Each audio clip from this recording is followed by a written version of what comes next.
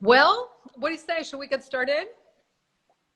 So here we are, yeah. So technology, it's like a anxiety causing for me. It's like I feel like rather than order a book online or something, I'd rather just like walk down to the Strand and pick it up in person. It's like somehow some of these kind of media things Absolutely. are Yes. very anxiety causing. Very anxiety causing, and yet here we are, and you're in Vienna, and I'm in New York, and some of our friends are in Mexico City, and this would only be possible. Exactly, it's true. It's a true. platform such as this one. Yes. So I notice our book is there on the screen. So maybe we should tell watchers actually that so Mónica and I are old friends and collaborators. We met. When did we meet? Viejos amigos y Five? Somos viejos Exactly. y amigos viejos at this point. We met, I guess, in 1996, probably. Okay. Yes, we met in New York City. So about a year after I got to New York, having been living in Mexico City for a couple of years, and you were working at the consulate, I think. Yes, I was working at the Mexican consulate, and you and Ruben had curated an exhibition that was opening with our support, with the Cultural Institute's support at the Museo del Barrio. Exactly. And what was the name of the show? Oh, that's true. Yeah, it was that exhibition. It was that exhibition. What was the name of the exhibition? Yeah. It was called The Conceptual Trend, that show, and it was about, and we were doing exhibitions. Ruben and I were curating exhibitions as my partner now of many years, met in Mexico City, and we moved together in New York in '95. And we did a series of exhibitions of Mexican artists of my generation mostly, and foreign artists in Mexico as well. In other parts, actually a number of them in the United States, and a few shows in Mexico, and a couple of shows in Canada as well. In that period in '95, '96, and that's when we would have met. And I just wanted to give a tiny bit of background to how Mónica and I kind of collaborated, and we ended up producing this book that you see on screen. I think it was when I was in that period, I was doing a lot of kind of text-based work and very kind of neo-conceptual kind of pieces, a lot of plays with word, a lot of plays with context and this kind of thing. And I started reading Mónica's work. I think went to a couple of your readings. And I realized there's a very similar sensibility there. And we kind of together came up with this idea. It's like, maybe we should combine my sort of conceptual art pieces and your writing work into a book project. And you tell the rest of the story. And then what happened? So it was really interesting because we realized that there were all these overlapping concerns. You had come to them clearly from your engagement with conceptual art. And I was coming at it from a very kind of acute perception of a literary culture that was very different from the one that I had experienced in Mexico. So I became aware of the practice of writing blurbs, right? I was very interested in all the paratextual stuff that came with writing poetry and being a poet in contemporary society, right? So the writing of blurbs, the writing of introductions, etc. And I just started on my own before I met you, experimenting with introductions and blurbs to write that inventing. And of course, I was also very much interested in voice and then developing different, like just tapping into different registers. It's hard, I think now, thinking back, because I was writing in a language which I knew very well, but it was not in which I was writing in before. So just writing in English allowed me to tap into persona, and that led to these works. And that is something that actually was not on our plan, but I think we could talk about after humor, because I just want to call attention to, right, like to the fact that this book, it was actually not rejected.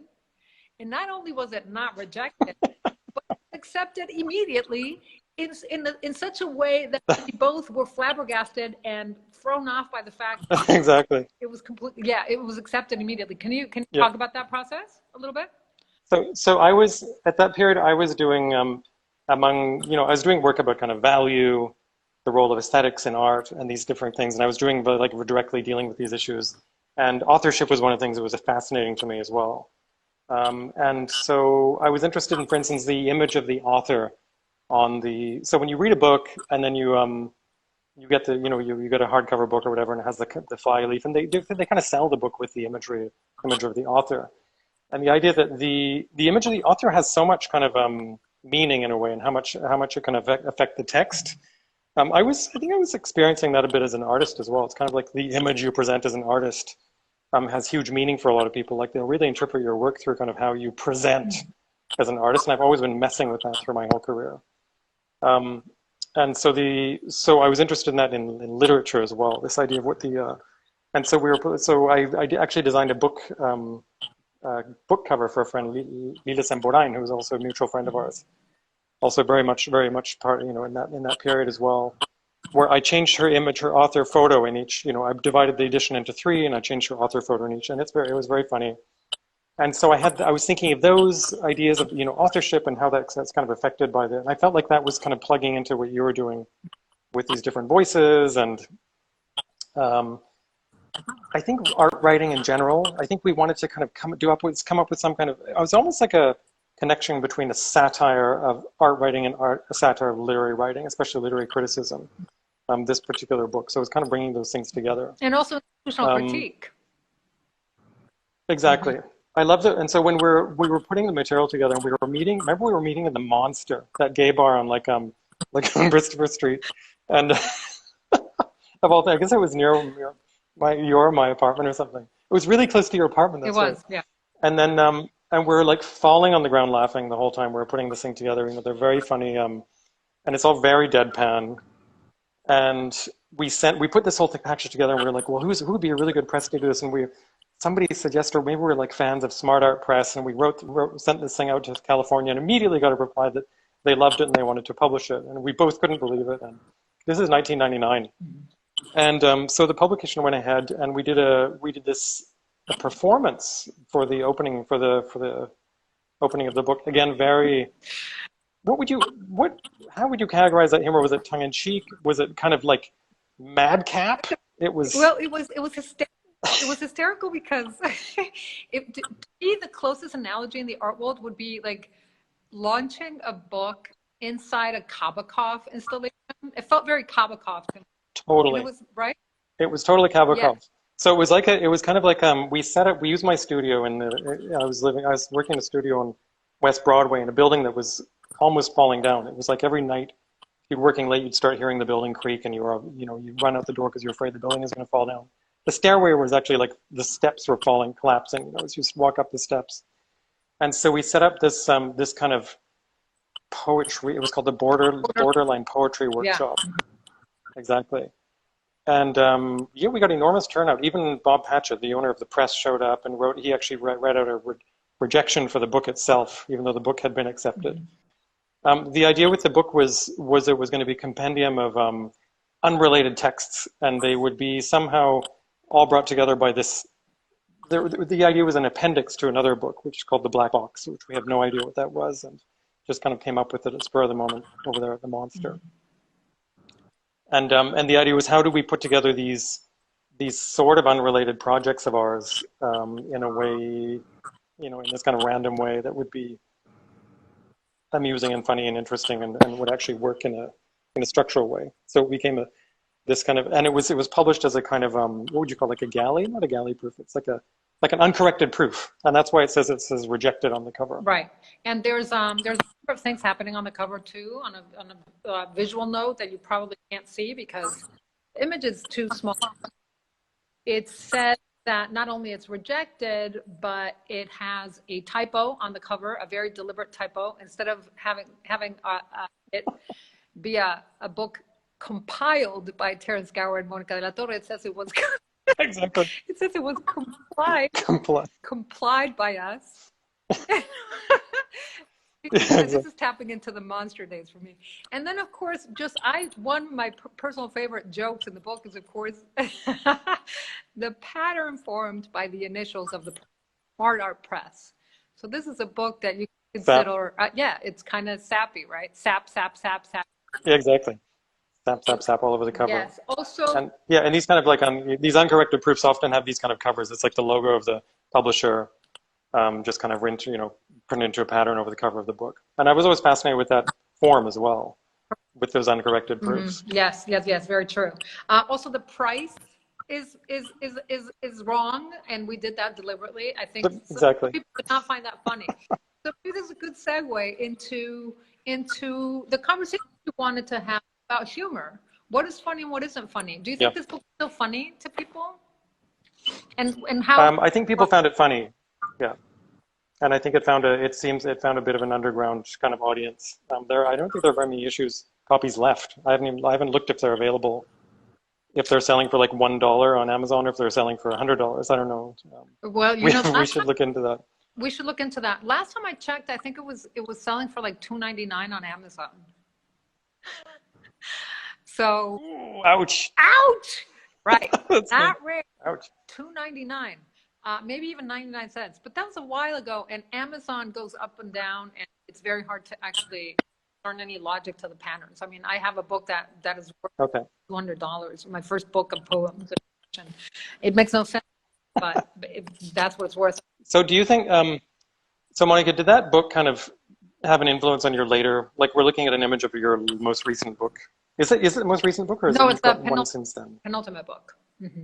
Penultimate book, okay. Yep. Which I love. I love this book. This is the one that's on the screen now.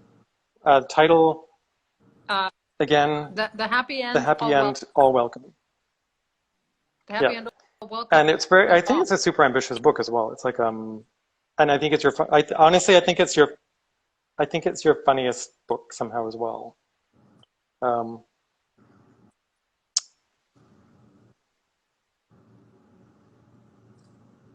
Oh, you're frozen a bit. I'm here, but you're freezing a bit.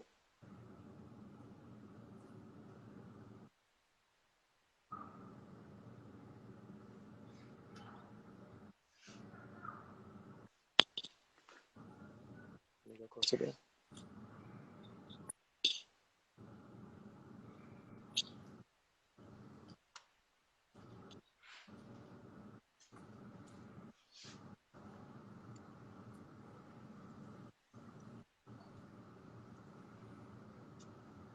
Can you see me?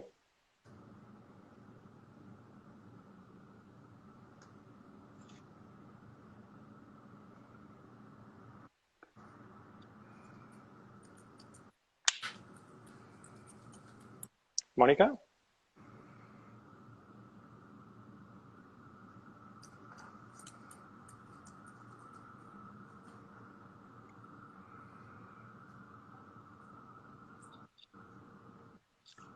Monica, are you there?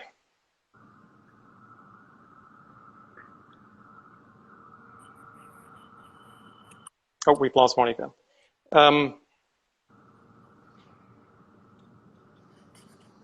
Anyway, I was asking Monica to see about the influence that early book that we did together has had on her subsequent books. She's saying it's like one of her first books in English, so I was thinking it was an interesting. And I think the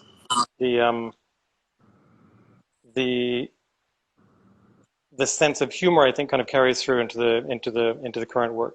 It's funny because we just produced a book for the show that this program is part of. And I think I was playing a lot with the design of that book and the cover. Hey, Monica. Hi again. With also something that started with that publication as well. The Good Neighbor, of course, is the title of the book, and I think there's a kind of deadpan quality to that, and I've used a Canadian spelling in the book as well, which is a kind of like a play with this kind of misspelling, and so people still, when they see that book, they say like, Terence, it's misspelled. The cover of the book. I've actually got a typo in the title of the book and the title of the exhibition. Mm-hmm. Anyway, Monica, so I was asking you about like how the more recent publications, are you seeing that kind of as a continuation of some of the ideas that started with that book that we did together? Yeah, sure. Yeah, absolutely. But I do want to say we should talk just a tiny bit about that because I want to go back to you. This is about you. I think one of the things that I've been known to be consistent with and especially in my writing in English, is that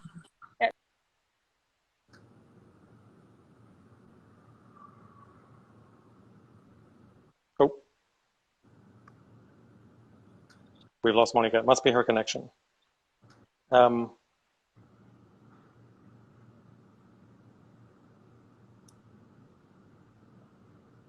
sorry, everyone. We'll try to get her back. So we developed a little bit of a structure of things to talk about in this, in this conversation. One of them is the function of humor, and I think this is one of the reasons I want to talk to Monica. Is I think really starting with that book in 1999, we discovered that the sensibility and the use of humor in both in her practice as a poet and my practice as an artist was very similar. I think it's this kind of underlying sensibility that runs through all the work. In my case, I mean, the use of it's a thing that's used very intuitively and not really, it's not very strategic. It's not even cognitive thing. It's something that's often, humor is introduced into the work. I'm not so much sure if it's a strategy.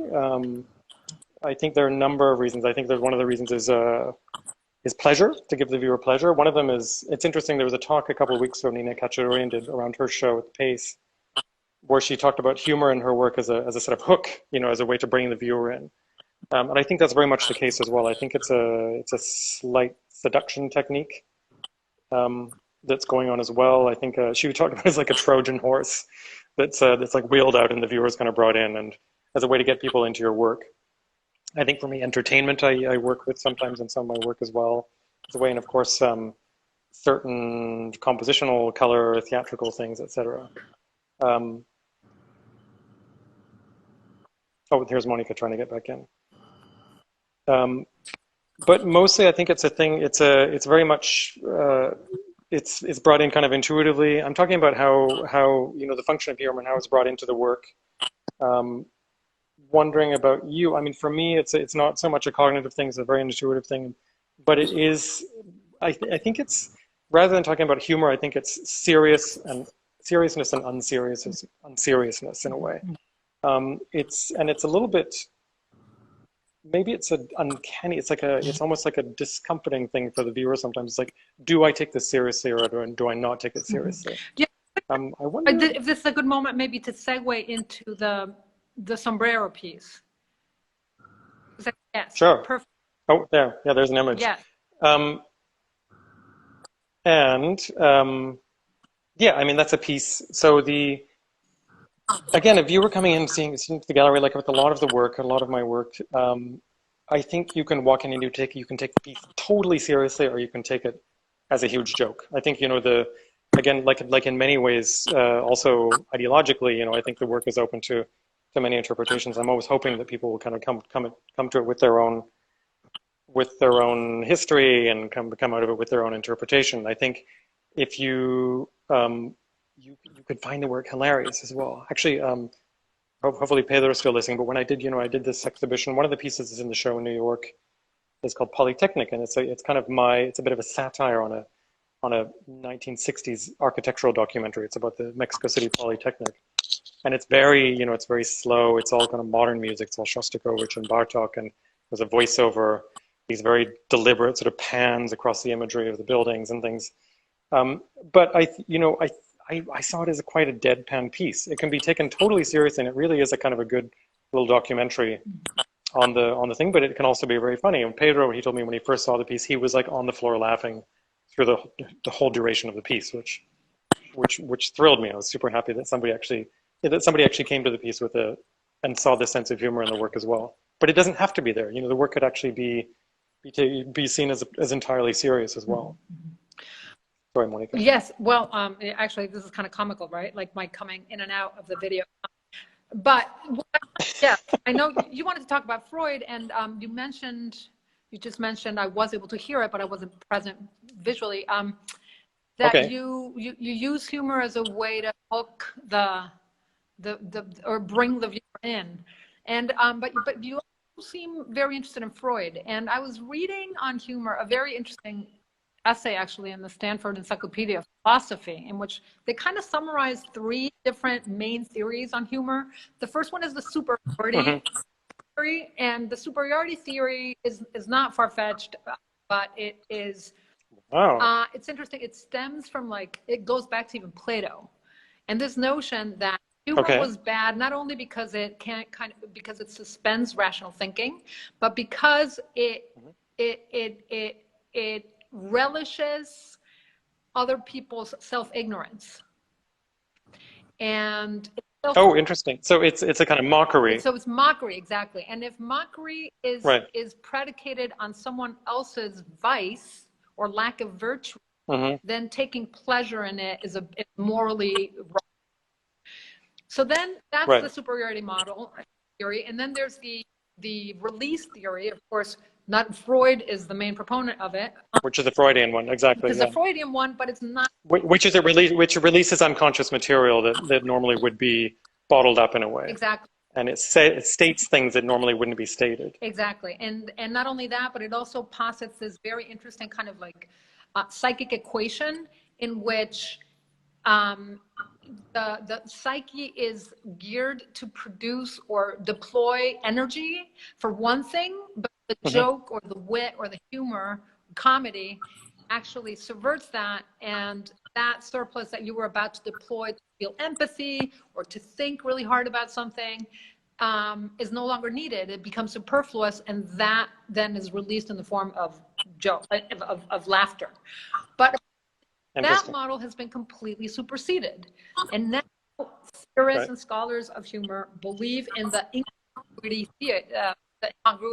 theory. And the reason why I bring it up is because I think it's exactly what's at play in your work, incongruity. So this beautiful piece, Sombrero, I don't, oh no, I'm leaving again. Am I here? No. Oh, you're there. Yeah. Yeah. Yes. So the Sombrero. If you leave, I'll talk about Sombrero. Congress. Yeah. Yeah. So it's in Congress, and but it's in Congress on many different layers and levels, which I think is really interesting. Right. People can't read what the text says, but do you remember it, or I can read it? Okay, Natalia, can you go back one image, Natalia? We'll just. Yeah, there you go. Yeah. Okay.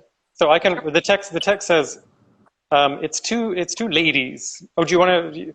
Two ladies at sort of a craft fair, and they're setting up a little booth, to display, and it says Patio of the Southwest on the sign on the wall. So they're doing a little kind of display, and it's these different chacharas, from Mexico and obviously New Mexico, and one of them says to the other one, "I want to achieve the effect of a sombrero carelessly thrown down," with this idea that she wants the display to look kind of random, and not like it's been carefully arranged, and so obviously carefully arranged. And so it's a part of a study that I was doing for years of display techniques, and how a lot of artists and designers try to display their work very deliberately, but even though to look like it's not deliberately put together, or what we call cuidadoso descuidado. But it was published in the New Yorker, which is interesting, because what does it presume about? Exactly, from the 30s. Right. What does it presume about the readers of the New Yorker, that they would find this funny? And then what you do is you commissioned a rotulista, a sign painter in Mexico, to copy it and turn it into this painting. And then the painting itself has never been high on the wall. It just leans against the wall. The idea is to play with that kind of that kind of casualness, that randomness, in the actual. So it's the object itself is a kind of performative thing where, that actually is part of the thesis of the piece. And it's, I think it's an interesting example of kind of cut and paste this kind of humor. We're talking like 1930s New Yorker. So it's a slightly Philistine sense of humor. It's Helen Hawkinson was the cartoonist, actually. She was publishing a lot in the 30s and 40s in the New Yorker, and often was these ladies, and it was this kind of sense of surprise, and this kind of very bourgeois, slightly Philistine sense to each of the pieces. And so I was very interested in also bringing that, it's a very kind of old-fashioned kind of humor, to cut and paste that and bring it to the gallery as well was interesting, as a kind of relic, as an artifact in a way of a different era and humor. Yes, of course. And but then it's also comedic to think that a Mexican sign painter would be asked to paint this. Exactly. See, I'm very And then it was painted again by a New York sign painter. Yeah. Yeah. It Yeah, was, and without I know the originally it was Enrique Huerta did the original piece, actually did a great job. And so this is interesting because it's an exhibition copy of the original piece. very interesting. Where is the original piece? Mm-hmm. Where is the original copy? It's in Mexico City. I see. It's in Mexico City. Yeah, the original work. Yeah. Mm-hmm. Interesting. Maybe as a segue into your show, we actually will soon run out of time. I mean, we have half an hour to talk about it, but I'm thinking this cartoon was published in the 30s in the New Yorker, and reading a little bit on cicados, I encountered this very interesting text. Cicados being crucial, or such an interesting anchor to your exhibition, which works as a palimpsest and revisits an exhibition he had in America Society, and I want you to talk about that in a second. But in El Casino Español in Mexico City in 1932, he delivered a lecture called Correction about Visual Arts. And the first line is the following: Mexican curious is the biggest danger facing modern painting. Mexican curious, you know? Mexican curious. So interesting because I thought Mexican curious so was like sort of, I didn't think it went back to the 30s. When did is he talking about like curious tourists kind of thing? Like they're curious about Mexican culture? Like bi-curious? Like the Mexican tchotchkes, you know? Interesting. No. Right. Oh, interesting. Curious Mexican. But curious, and it's interesting. like, Cicados complained about that a lot. It was already a phenomenon. He complained about like unsophisticated kind of Americans coming down and buying Mexican easel paintings, kind of thing. And that's definitely on the record. And in some ways, you know, the work that's kind of the background for my exhibition. So basically, I restaged this Cicado show from 1970 in the space. I think we see it in one of the images of that we have here. Was, you know, those works they're coming mostly from a Mexico City collection, but also from a New York collection. Oh, you're back on. And Cicados was interesting because, you know, I was interested in because he was obviously the heroic muralist, but he was also doing these like tons of I think it's you. I think it's you.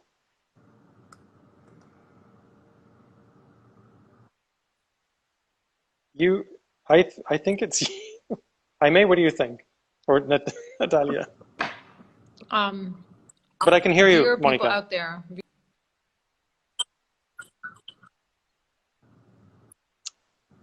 I can hear you fine right now. Were you able to hear me before? You're kind of going in and out. I see. You too. Okay, let's talk about the palimpsestic nature of The Good Neighbor, your exhibition. Okay. Yes. So it's actually also kind of hilarious, right? You walk in, you're like, wait, where's your work? Because the installation that was commissioned for it, the most recent piece of the show, comprises a ghostly reanimation of a Cicados exhibition that took place at America Society. In what year was it? Yes, in 1970, when it was the Center for Inter-American Relations. Well, then it was called 70.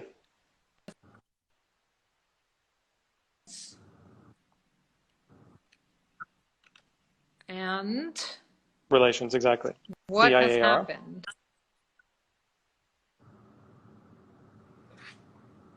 Sorry, I missed that.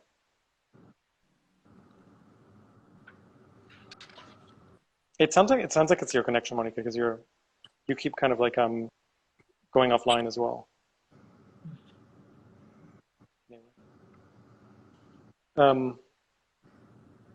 So back, it was the Center for Inter-American Relations, exactly, and that's the show that we remounted as a kind of background to my exhibition.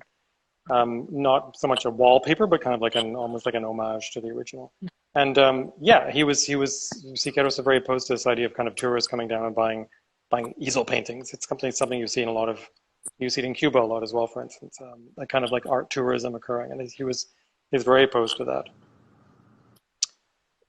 There is, yeah, in this image anyway, you can see the kind of ghost Siqueiro pieces behind me, and I think it's hilarious. I think you walk into the show and it's like where it looks like the show is in the process of being mounted.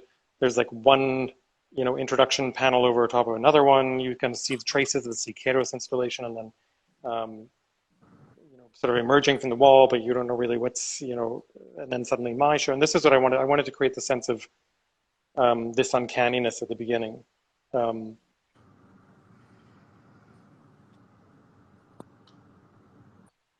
I'm looking at the comment. Monica, are you following? So there was this sense of kind of almost disorientation. I think it's very much like what you're saying with this sense of humor, and I think it's very connected to this idea of serious unseriousness. Like, is it something you take seriously, or is it something that you laugh at? It's up to the viewer to decide. And so, for me, it's kind of giving autonomy to the viewer, giving agency to the viewer to actually ask them to make that decision themselves.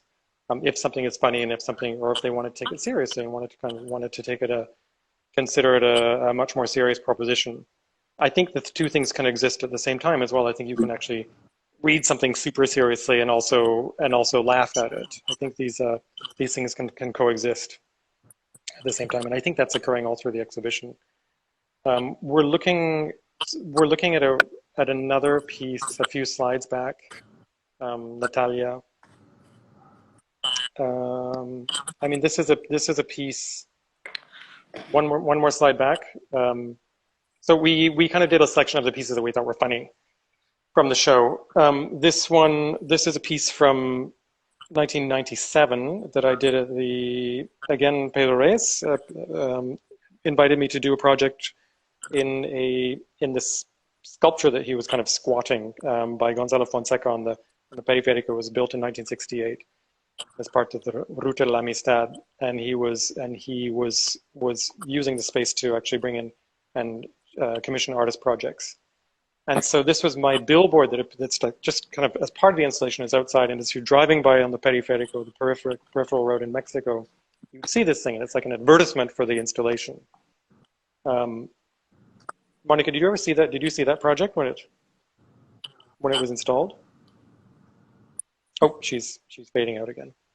And so you have a kind of very humorous advertisement, similar to what you'd find in kind of like the Yellow Pages or something.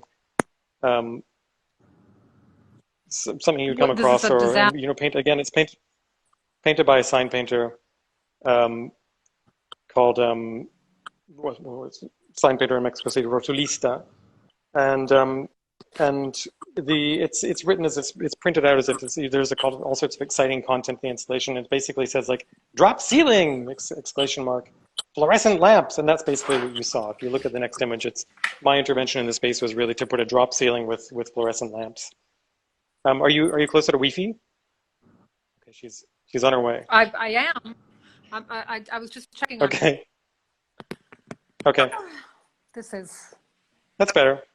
Oh, is it? Great. Okay. Yeah. Okay. I think so. Mm-hmm. So I'm just describing this installation, Monica, as it's one of the pieces that we kind of selected from the show, thinking that this, as far as category of humor, like a piece like this, I think it's, again, it could be, I'm using the visual language that you come across in Mexico City all the time. In like I said, in the Yellow Pages or advertisements or signs you see in the subway, et cetera, et cetera. So it could be perfectly natural, serious part of the kind of the landscape, but it could also be very funny. Like a funny kind of out of context thing because it's part of an art installation. Oh, you've slowed down again. Are you back?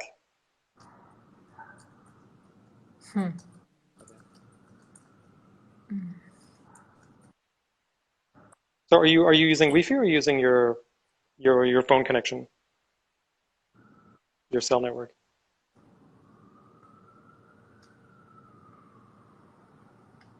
Lámparas fluorescentes, exactly. let's go back and the slide before this. Another project, again, I don't know what kind of category. I think this is kind of one of the things we talked about discussing was, and I think is a big influence for Mónica and myself, is Nabokov and the sense of humor of Nabokov, which I think has a sort of superiority, slightly mocking aspect. I think it's a kind of codified humor. It's like, you're sort of in the know or you're not. I think that's a kind of maybe the difficult side of Nabokov. I think that's maybe the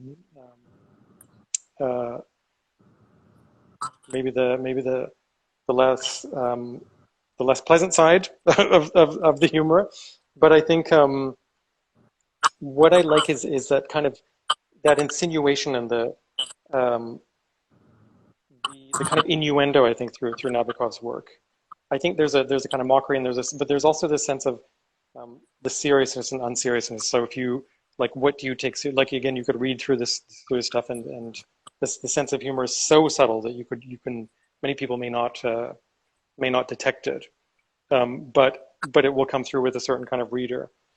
So again, I think as people accessing the work, I think you access it through the tools that you have, and if you can kind of key into a certain sense of humor, then you'll find it in the work. So some people will come to certain work of mine and find it absolutely hilarious, and other people will give it a completely serious reading.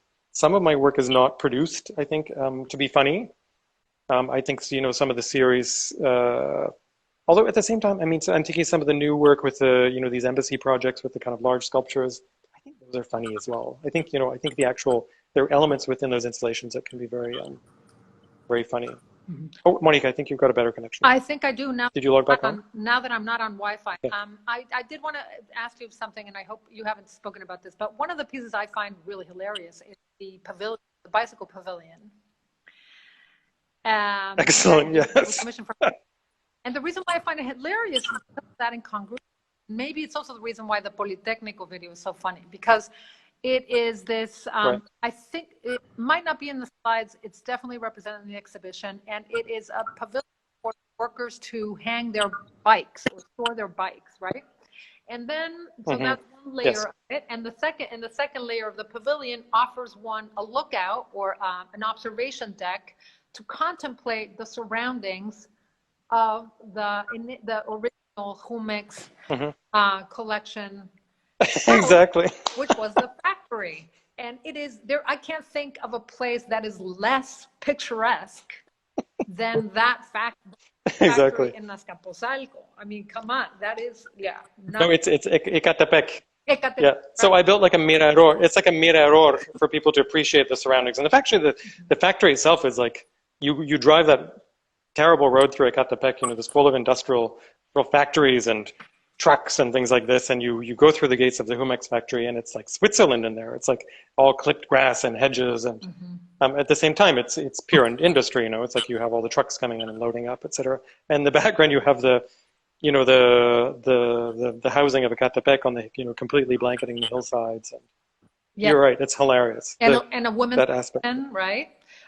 Yeah, I mean, just like so that discrepancy between the conditions of, in your case, I think we can make the generalization, talk about it in for all across the board, is like your interest in Mexican modernism and modernism in general, and the discrepancy between the ideals and the actual conditions in which it settles, right, or is translated. Yeah, as well.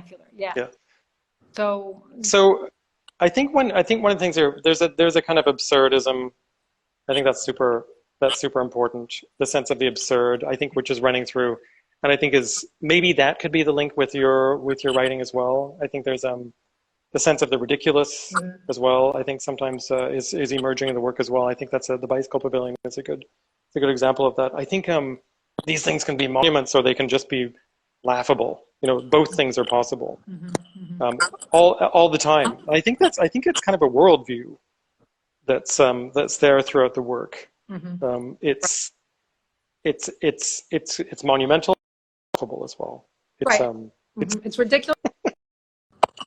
A celebration absurdity of the enterprise that dismantle it or doesn't get bogged down by failure, but actually uses that failure as one of the foundational elements of the work. The kind of intrinsic failure to like built-in failure to the work. So and interesting, we're seeing the images right now of a series of mine called Sculpture Portraits, and I think there I was definitely playing, you know, very clearly with the absurdity and of this kind of I was you know, it was based on these kind of heroic portraits of modern artists, and I did a long study of how, going back to Brancusi, everyone was carefully photographed with their work and in these particular poses, and I started to see kind of recurring poses, and then just simply imitated them as part of this work. What do you think, Monica? I love them. They're hilarious. I also think that you look so young, so that also the patina of time has added something to them that is really interesting to me. The fact that they're props, that these sculptures, which you have displayed as well, right? They're just like these styrofoam sculptures. So that like shock of discovering that they look one way in the photographs and look an entirely different way in person is really interesting to me. But yeah, I keep going back to, so there's a number of things that maybe haven't come up, and they're humorous and not humorous, but like, yeah, humor as a way into a critique. Clearly here, the critique is the self-seriousness and the creation, the cultivation, the artistic persona.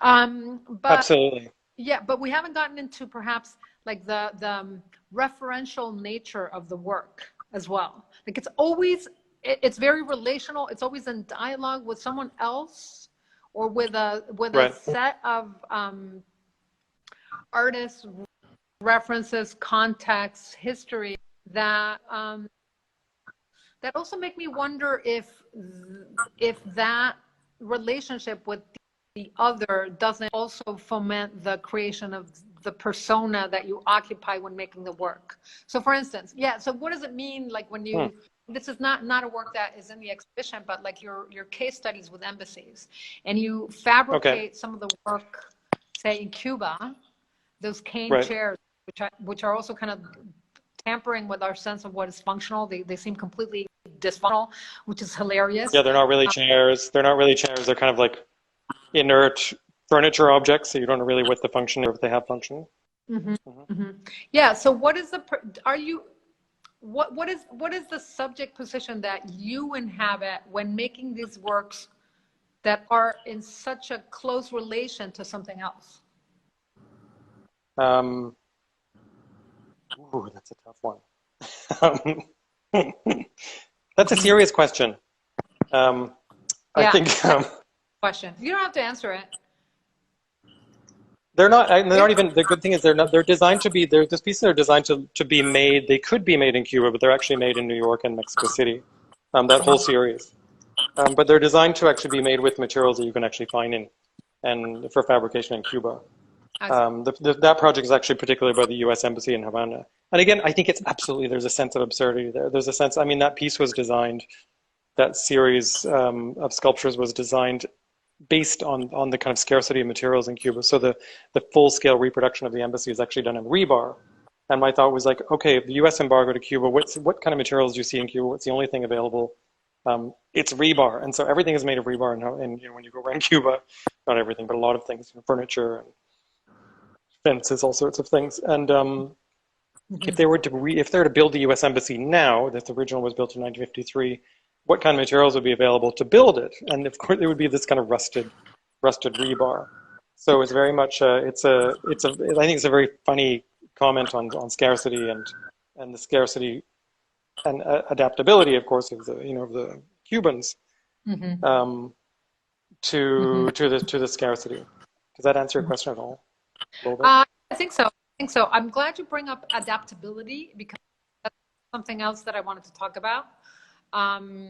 Right, like how all these ideals are adapted to their specific context. And one piece that is not humorous, actually, which produces a really interesting result, is the piece you did at El Eco recently, in which a singer, a gospel singer, was brought to Mexico City to sing Matthias Gerritz's Emotional Architecture Manifesto. Exactly. Yeah. So totally this is a collaboration with a singer from New York. Yeah. So what happens I think you can find humor in that. Sorry? What happens when? Yeah, what happens? What kind of what happens to the material? How does it shift when a subject like her sings that manifesto? It's absolutely fascinating to me. How it becomes dislocated, polar, actually, maybe, or reanimated, right, in this way that resonates so much with the current moment. You want to talk about it? Yeah. It's funny. It's something that that Julieta brought up as well as kind of one of Julieta Gonzalez in our first conversation for this series of about the show, of this sense of kind of displacement and taking these out of context in a way, and I would say, yeah, absolutely. I was like taking one musical form that's not present really in Mexico and using it to talk about to highlight this manifesto that was written in Mexico. What they have in common, of course, is emotion. You know, they both use emotion, the manifesto and this particular music genre. It was a collaboration with a singer from New York who came down and actually sang the piece in the space in Mexico City.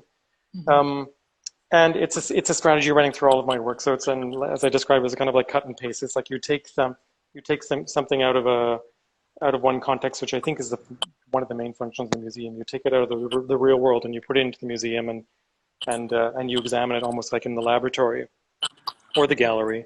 You take it, you kind of remove it from its context, and that in itself is like the invitation to all sorts of hilarious scenarios. This is why Duchamp's Objets Trouvés were absolutely hilarious. I think they have to be. All of his work was funny, and I think actually that's a kind of that almost. Is a foundation of a conference like Nabokovian humor in the art world. I would say it probably really comes from started all with Duchamp. As a little bit of a trickster as well, I'd say that's another kind of genre. That's another kind of category of humor that we could see in art. I'd say that he's the one that pioneered that for sure.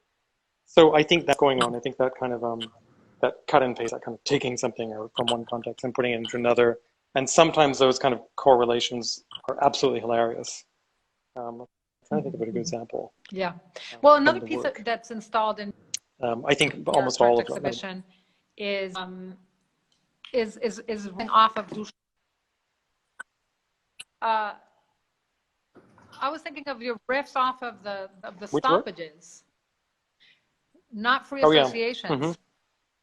Yeah, how they riff off of Duchamp's stoppages, and these are again non-functioning instruments, guitars made by guitar makers, lauderos in Mexico. And, exactly. Yeah. So these are a series of wall sculptures. Yeah.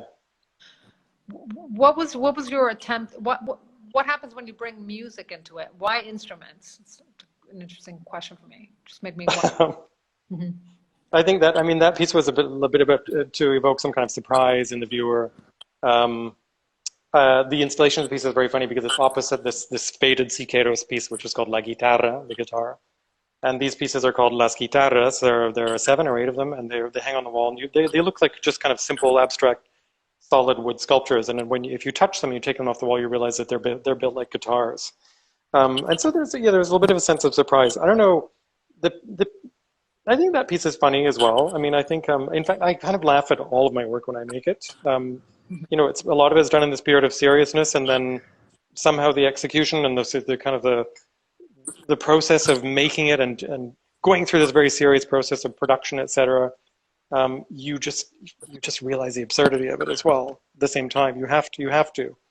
I think you mentioned something a minute ago that was the kind of self-seriousness of the art world. I think it's something, I don't know about the literary world as much, but it's something that's very demanding. It's something that I'm definitely very critical of, and I think that's probably maybe one of the main reasons why there's kind of where there's humor introduced into the work. It's some people have described my practice as a bit of a trickster kind of thing, in that there are these these kind of sense, these moments of absurdity that occur in the work as well. Trickster, I don't think is the right thing, but irony, I guess. I like to use the word arch, like there's a kind of archness. What do you think? I think the humor is a lot of different things, but I think it's self-deflating also. Yes, absolutely, and I think that's the series that we're looking at above right now is very much kind of a mockery of the middle-aged artist. It's like I was at an age where I could actually there's a video there's a video of me called New Utopias where I'm actually performing. I actually perform in the piece, and I do this. I talk about utopias, et cetera, and I'm kind of impersonating Walt Disney in his 50s, and I felt like it was, I got to an age where I could actually play that character, and it's a kind of it's a moment where you can do a kind of self-mockery at the same time as an artist. I think when you get to a certain point in your career, you can't take yourself so seriously all the time. Although many artists do, most of them do. Right, but it's so much more than that too, because it really is a critical intervention in the art world, where self-importance and that inflated sense of what the grand gesture may lead to is paired with this stratospheric valuation of certain objects, right? Mm-hmm. So it's not, so it has real implications. Absolutely. If you're paying that much money for something, you take it seriously. I think that's exactly what's going on. Although, I think, Mauricio Catalan probably sells for a lot of money, and his work is hilarious. All of the work is funny. So, Urs Fischer, a lot of his work is conceived in a sense of humor. But I think the work has to be taken seriously. If you're going to be spending like $10 million on it, I guess that's I guess that's a little bit of sense. I think that's, and the artists have to be seen as taking themselves seriously as well. Although not always, though. I think there are people that subvert that. Yeah. Catalan to me does seem more of a trickster in the sense that he just plays with scale and stuff. Like, I think because in your case, the through line, the very intellectual, critical investment in architecture and the concerns that your work explores is actually super consistent and not self-mocking at all. So it's just a really interesting concept. There's a serious project behind it. You're absolutely right. I'm realizing I think we have 2 minutes left. Oh really? But you're right. I think the overall project to me is deadly serious. It's my life's project, whatever that is. But there's a way of expressing it, and there's a way to kind of like bring things down a little bit, and bring down the seriousness of the art world. It's like seriousness in the fashion world. No, it's like people take themselves deadly serious, like it's a matter of life and death kind of thing. Yeah, absolutely. Okay, just a super quick question. How do you see yourself in this triangular relationship between Mexico, the U.S., and Canada? Like, what a lot about the sex has to do with NAFTA, the good neighbor, of course, but Canada always seems, maybe it's my Mexican bias, Canada always seems left out of the equation. So what is it about Canadian subject position that I think you bring to this? Which is very funny as well. Like a lot of the best comedians in the U.S. come from Canada. We have probably the finest developed sense of irony, I think, in Canada because of our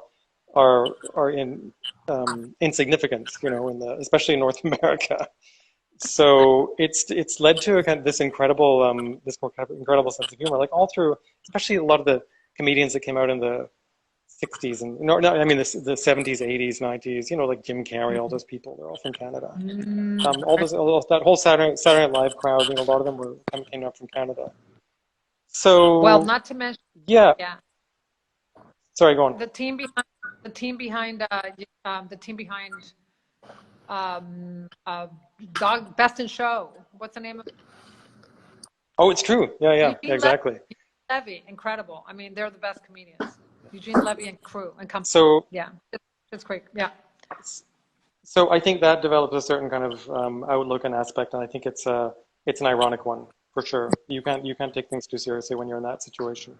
And I think maybe we have a slightly mocking view of the United States sometimes. I don't think it's a superior thing, especially because we have this huge inferiority complex because the U.S. completely dominates us culturally. But then there's this kind of cultural, like slight cultural superiority sense. I'm not sure. So yeah, be careful. Watch out for those Canadians that kind of come into the U.S. and infiltrate. They infiltrate, some of us absolutely. go to Mexico. Yeah, and they infiltrate in this way that like Mexicans can't infiltrate. So it's really interesting because they just kind of like go in unnoticed. All of a sudden you notice them. Yeah. All like ham-fisted, exactly. Beware of secretly Canadian folks.